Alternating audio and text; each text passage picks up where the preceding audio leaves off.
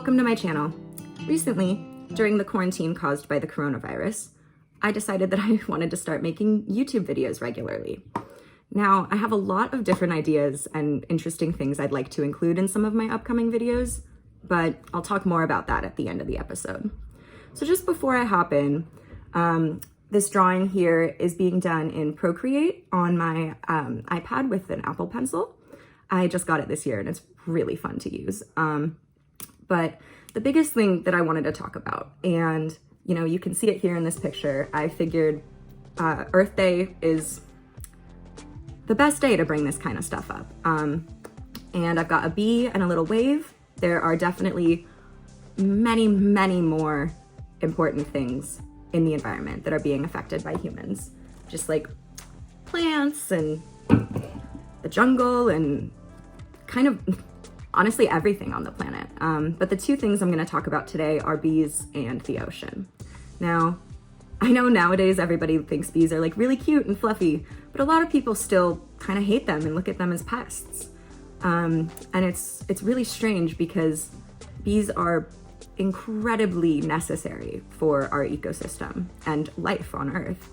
I think it's like, don't quote me, but I think it's like every third bite you take or something or every other bite you take is from food that has been pollinated by bees. They pollinate billions of plants every year, and 90% of plants and 30% of flowers require pollination like this from animals like butterflies or bees. Sadly, the bees' population is declining rapidly. And a lot of that is due to overdevelopment of places that used to have fields of wildflowers for bees to pollinate. And there's also, because that, takes away their flowers, so they have nothing left. And climate change is also a really huge effector in the population decline of bees, because it changes the time of year in which the flowers will pollinate. And so the bees aren't used to having to pollinate these flowers at this time and those flowers at this time, and everything just gets mixed up. So they're suffering a lot right now. Now, to get on a little happier note, what can we do to help the bees?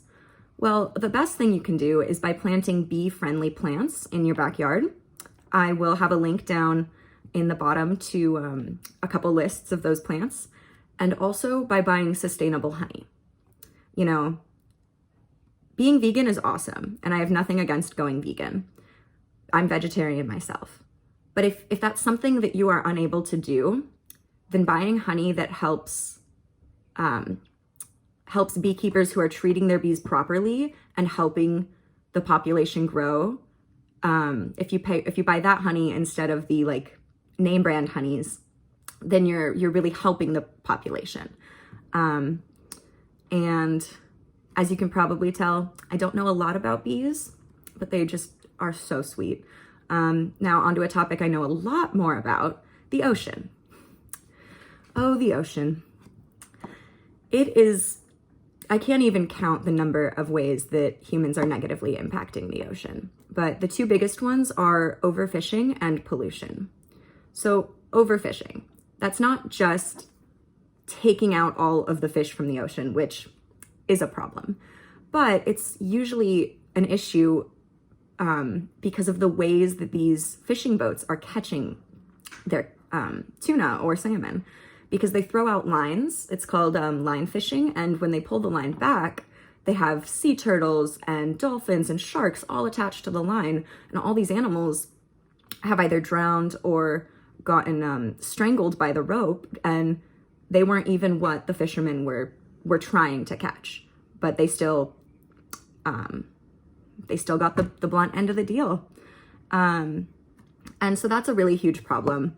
So being able to make sure that like I said, I'm vegetarian, but if you do eat fish, the Monterey Bay Aquarium has a really helpful infograph. I'll leave a link to that down below as well, but it can tell you in your area what fish are being sustainably caught and are good for you to eat that will help the population and ecosystem stay in balance, versus what kind of fish may have been caught even though they might be endangered or something.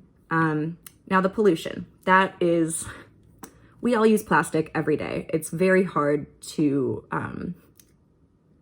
almost impossible to live a plastic-free life in the 21st century, but there are ways that you can help reduce your plastic use.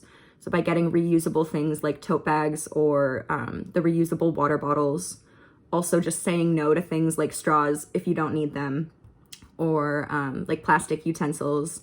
Those are really big ways that you can help, as well as if you see trash anywhere on your street, you know, as long as it's, what's the word, like healthy for you to pick up, as long as there's no like bacteria on it or anything, please pick it up and, you know, throw it out. As well as, obviously, if you want to take that one step further, you could start organizing beach cleanups, or if you don't live on the coast, you know, like a lakeside cleanup or a forest cleanup, because even if you're not able to go to the ocean and help the plastic there, plastic ends up in the ocean because it existed somewhere else previously. So picking up any plastic you see really will help a lot. I will definitely have a couple videos coming out that kind of go more into depth about these environmentally friendly tips in the future. So be sure to be on the lookout for that. That's actually kind of leads me into my next point, which is the general topic or subject of my YouTube channel. Now, to be completely honest with you, I don't think I know that yet. I know that I'm gonna have a lot of creative-based content, as well as a lot of environmentally, like environmental activism-based content. And I really would like to address a lot of mental health issues as well. So I'm thinking of doing a lot of things like speed paints, where I'll be talking over them, or I've thought about doing interviews, and I think I've got a couple interviews actually set up for things like addiction recovery, how to work out in a way where you're being gentle on yourself and still taking care of yourself, and how to healthily compartmentalize for a couple options. So let me know if there's anything else you guys would like to see. Thanks for stopping by, and until next time, happy Earth Day, stay home, stay safe, and take care of yourself so you can take care of the planet. Bye, guys.